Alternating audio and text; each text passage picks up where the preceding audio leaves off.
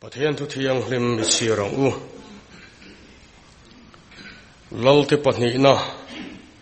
bungli chang som ni paru lalte pahni na bungli chang som ni paru ama huak turin watlan la anena idamem le ipasal adamem no pangkha damem lo wati to khai ati a tin ani chuan ro changa dame alo ti a chanchin kha zohana ziak bunga changa tangin chanchin kha zohana ziak bunga changa tangin tin chuta chuan kum som thum le kum riat na mi tu mo oma tin isuan mu chu mu a chutiang chuan rei tak om to ti hria a anena ti dam idu em ati a tin dam lo chuan kapu tuya phone in dila mi da tu kanei lova kakal chugin midangin mi pen thla khal thin ati a achanga tin isuan hena thola yong pha la la kein kal to ro ati a tin thole khatan chu mi chu dam tanga la ong pha chu la a akal ta a in dam tlang em thu pui mangin pathian thu kan puang chuak don ani athu thiang hlim kan chiar te hi atharin lalpan mal min som sakro se amen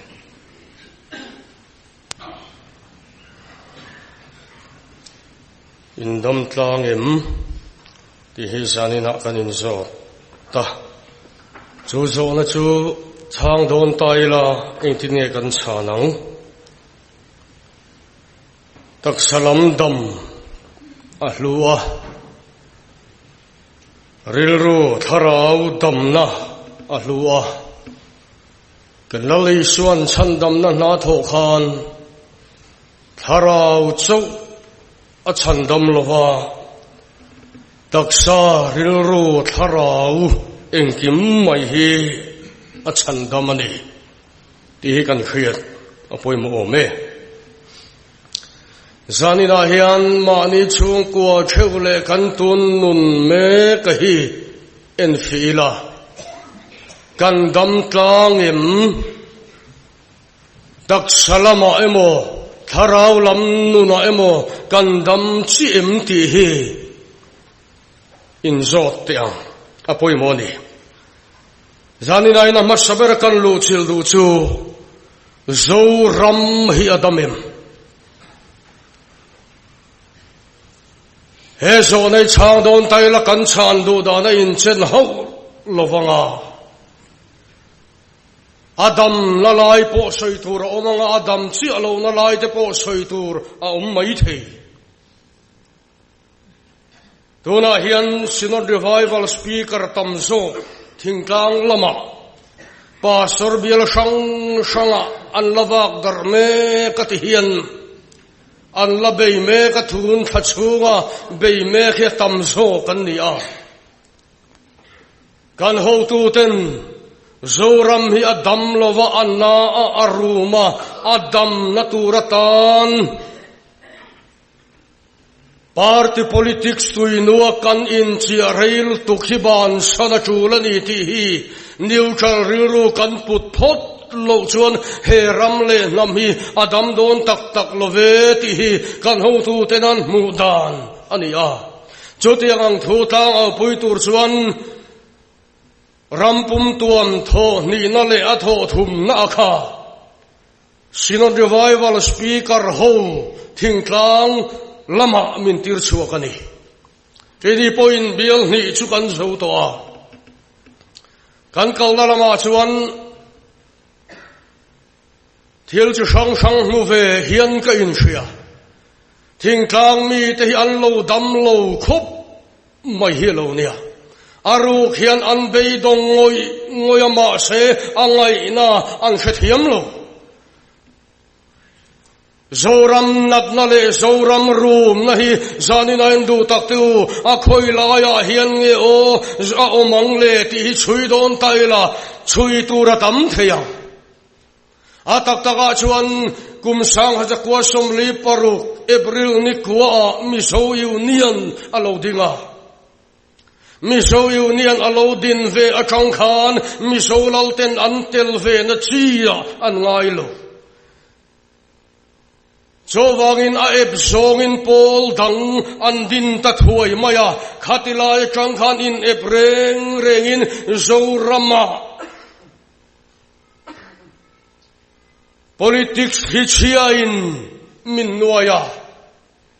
khata chang khan party politics tuinua he ram hi ain chi abur burani camping crusade ten in kan ho tu ten thei to pin chan hang la in koshan committee ten thei pato pin an ti khin ma sela atak taka chuan kan tui tlan hi adik lo rayawangin he ram hi ana he ram hi aru mani zanina hian heng de po hi karilungai tu ana politics lam te po hi soya chul ka ti khop mai politics kanti hi atharau ema pathian changa chuak amma changa chuak amma atoble tur ania ti chuan chu politics chu a enkol tle aveng turin eden huana mi hring ada a chobul hi atharau mai ma se ke ni rama chuan party politics zongin kan kalpui tatata party lian taktakan lo sarkar to party dangin chanvo annei lo sia sarkar na siam lo party a piang ra beinan oma unaw tu taktaka chuan he kan tui thanawang hian zoram hi ana zoram hi arumani chowangin sanin ai koshan mi pui de po nakum sang ni som pariat MLA in than lo om tura hian neutral rilru puro party rui chil bung na te hi William akal san lo chuan heram le ngam hi adam tak tak don lo heram le nam adam na turata na poimo chu lal i shuahi alaya ding sela kanun min kai shuai tu ni sela heram le ngam hi adam le anga party rui chil na hi William ila neutral rilru puila Patsantu suda ayo tuturan thandon cuma khan an niu chala lalpa an ayo tuturin tunge imithan cumin syatiro Patsantu suda iskrota ayo tuturan thandona khan athang tu te an niu chala pathian miruat an thang chuakat nakum in than puilo om tura po hian pathian miruat kan than suwa theina turin unaw tu arui chil na hian mualaliam avahun ta em irui chil chung chuan I party chan song te nan ti diklo ngai tu alowang in party chan song te tiani chuan in sahuai thingwon mayanga dit reng ma se poi iti to alowang chutiang rama chuan he ram hetluluta he ram hi aru masim apoi hle mai heng te poi han soi thuk do chak om khop mai kan venga khuan kan chenom loka congress nu ruem oma le lama MNF nu ruem oma thokhan la electric current athim chuap lai kha han ngai tua thui do tan chuan kan la she ome khati hun lai khan le lama MNF nu khan congress nu kha wa chenom nu in party in sarkar nan siam meu chuan electric current po eng thelo athim rup reng mai avati al mai avati el na saboka chu congress nu chuan nia thiman a thim riani hiti ve mai do na moti lai nga nge thim lo te lulang electric department a duty zong khi emmen feklo man ni atiani abuai thak le arui chilna engma fil thelo unaw tu janina hian he ram nat nahi kan tui tlan adik lolo party politics tui nuwa kan inchia bur maya chung ko tina teber changalian ber thangin min nuai vek maisia politics thil chuan chuwangin tharau lama kan than na tur konga po hian kan ni na tur ang kan theng phalo fo he ramle namdam na tur chun chu eng partia ma love unaw tu he ramle namdam na chun chu lo isu Krista a chia ani athu kan oya adan le athu thung le athu pek te kan soma athu kan nun puina he ram hi dam leang kaming pu kami te chuan in ngai tlo man chong cha ya min sona anom dan sual ten hoi san chuan van changin kalo ngai thanga an sual ka ngai damanga an ram chukati dam leang zanina en he ramle nam dam nahi sima kan hoi kir angaya chutiga kan hoi kir tak taka silfen lui hlip kha silfen thar lo isu Krista akan inthuam huna he ramle nam hi adam le donalo zoram nat nahi thuk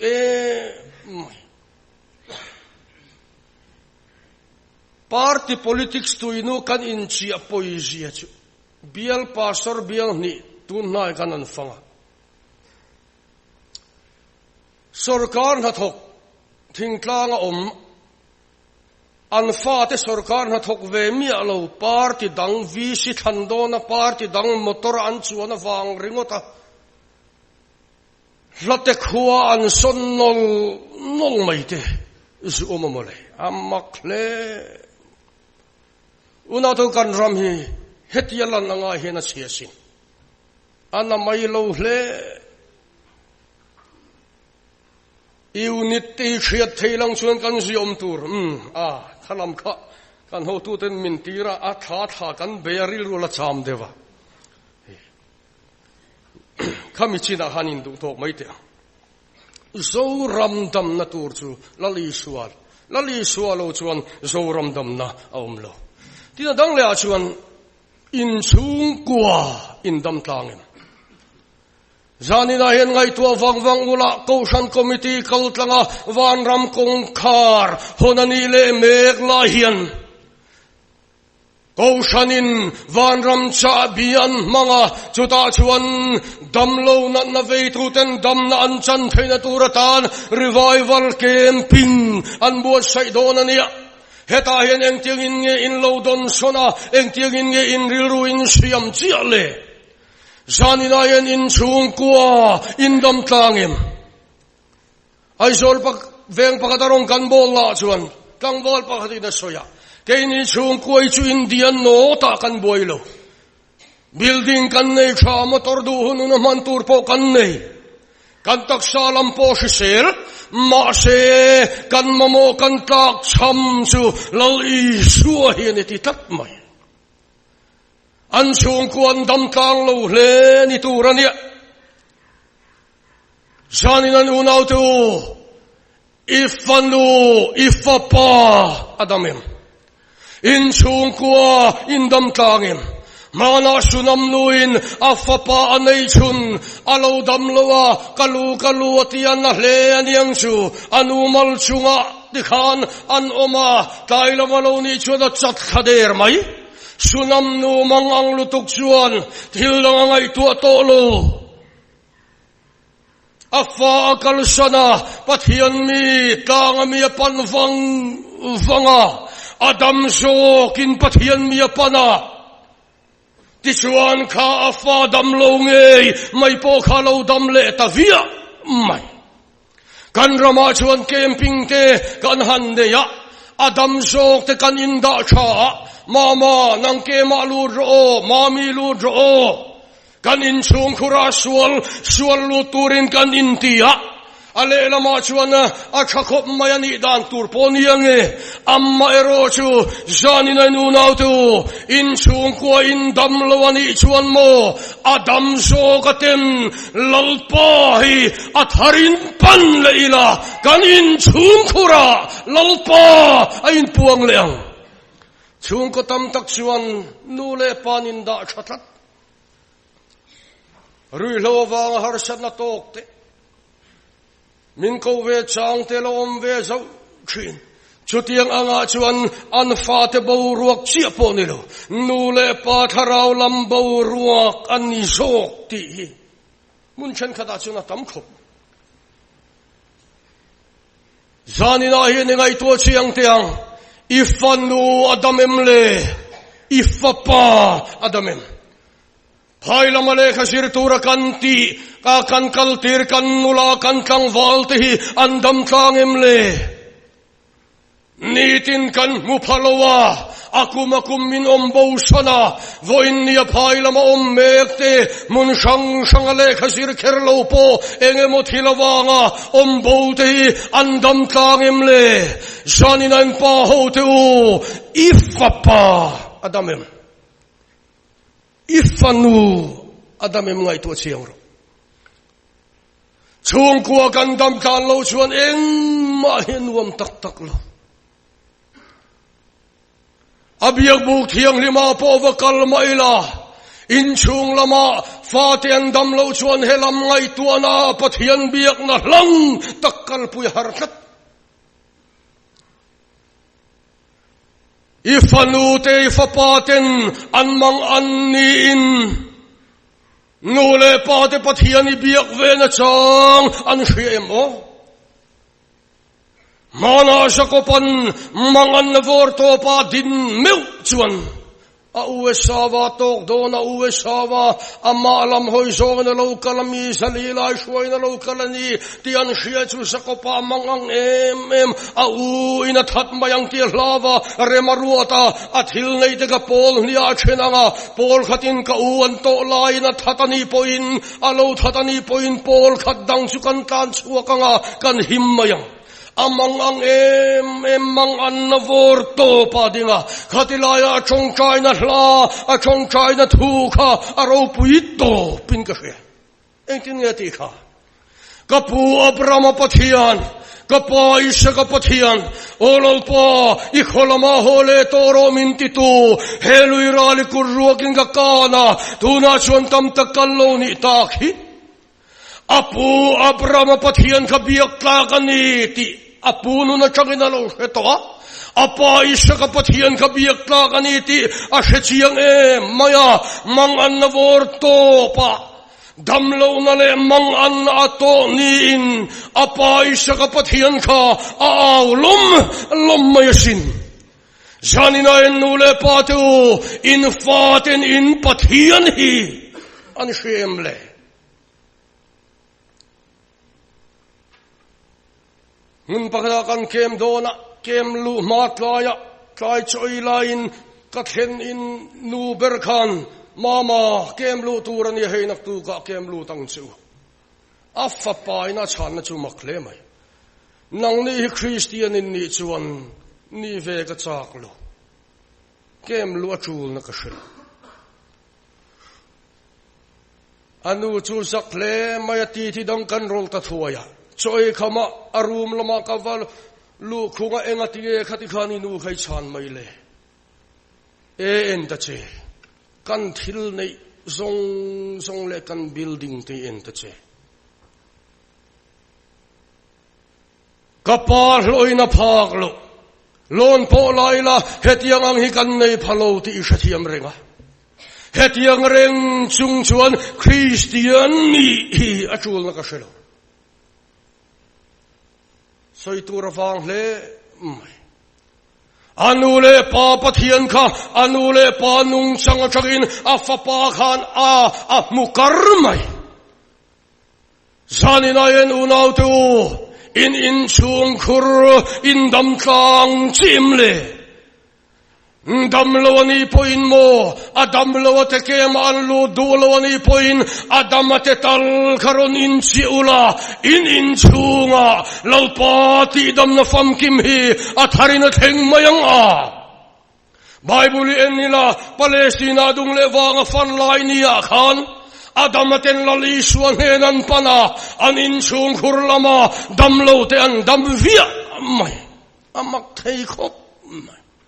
Kaini rama chuan dam lo te kanin tira kalro kanin tia kanin tir sok mai adam te kanin da cha ma she Palestina dung le fang lali suan fan lai ni a khachuan adam ten lali suan nen an pana anin chung khur dam lo te an lo dama zanina hian du tak tu ngai to chiang teng he hun kha hi bo pello turin in bo sai don teng o Christian chung ko campaign a kan ngai thak tam ber chu so suwa ina kele ka chung te ro hi so in lol parong ne kan bol do na ti hi ni ome helai thular tak mai hi ziak tu pakhat chuan ti alo ke tia bula chan hi anna mai lo khop amma so suwa chau in sei lo ti a chong bul lama phei chuan amba so suwa chau in sei lovin khati hun la ya ke in ti ngam khachu ngamen lo takane ti alo thuthung lui huna de chuan sebong pa in mia sik lum chuan ti lum ve tur an ran nei te apo khuak hirna da na om sel khatilaya keile ka chung te ro hi sogin ati khan keile kanu pui fanau te ro hi sogin atiliam mailo keile kathil nei karan rual song tenen hian lalparung ani kan boldon ati na tiatani ati ani khala chong kam kha zanina en pa ho te ngai tu chiang te keile kam motor tenen kan Christian chung ku turani keile ka tham tenen keile ka huan loram ka shumle pai tenen kan Christian chung ku turani itingaim chung ko tam tanga chuan Christian chung ko campaign in nu hawan phesar sara an faten an noman makin an motor te lo fornan an manga an motor te a Christian chung kwa tel lo kha poi thina lo sanina yan du tak tu in chung kwa in dam tangem le in chung khura khan agape mangaina centura la omen chuchulo mole veteran na soika in unaute mangaina chuan mangaina tel ro nge mo soitumle mishingin mangaina bak pia lama khan agape tel rose atialo chutiang anga tel na chung kwa kan lang ni chiem le kan in chung kuringun takin ngai toila kan dam tlangem mai chama me kan chom nunga nule pan kan chom nunga ma se fa te ambit chiem chutiang anga chung ko dam tlang lo kan omani chuan horem chong kan neya Goshan kal tangin lalpan kong min hon saka he hun rem chang hi bo pello turin in bo saidon teang in chung kwa inupui adamem ipasal adamem ngai tu chiang ro andam tlang lo ni chuan kandam tlan naturatan ko ngain hongani ti hi ingai tu chiang teang tina dang le chuan tu na innun kha adamem itun nun hi adamem Bethesda di la dam lo kha kum som thum le pariat lai mai na to ni dam lo rei he mai ni Bethesda dila lo phona tikhan alo phone in chia manapiang an dam thin ni ome alo in chia ve man thin lo ani nge yang lali su lo kala lali suan ti dam iduem o du eti mai om takani lai khan kapu tuelo phone in dila minda thatu kanei lo midangin min pen thak khal thin amakle khadam lo kha kandem hiu mai thei zoram Christian nun nen henain ang khopin ka sia khadam lo khan amale lali suain kara dam lo dang adatat oh ti dam ka due ti mai turani lai khan tuelo phone in dila min da tu kan elo midangin min pen thla khal thin midang en tat Goshanin camping crusade an bo saya ania lu lo chuan ani po chuti khati kananti thuai mai ania atak taka chuan minun te dun ha minun fam kim lo na bi ruk tum ho hian an mani ain an mitte aten lali suan nai zok zet midang nun fam kim lo na bi ruk tuma mi ti dik lo lai shem ema chu po ani po kha po tia khatianga thiamin chantir hetiang hiom du khop mai ke chi pu shuai tu de po eng man ni bik lo han ti mai te ko shan me she shuai tu de po eng man ni bik lo han ti mai te Mindun engemolaya biruk tum katamani tharau lamnuna muhila muthubor borsia minuna inte adunchi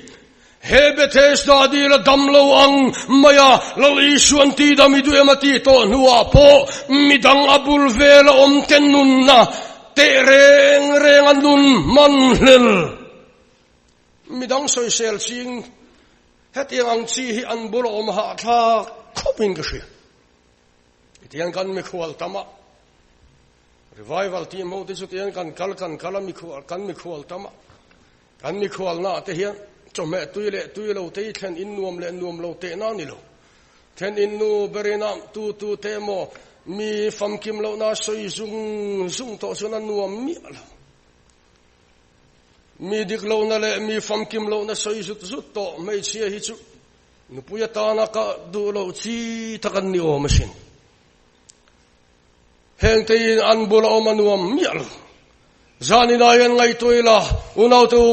kay manun hienge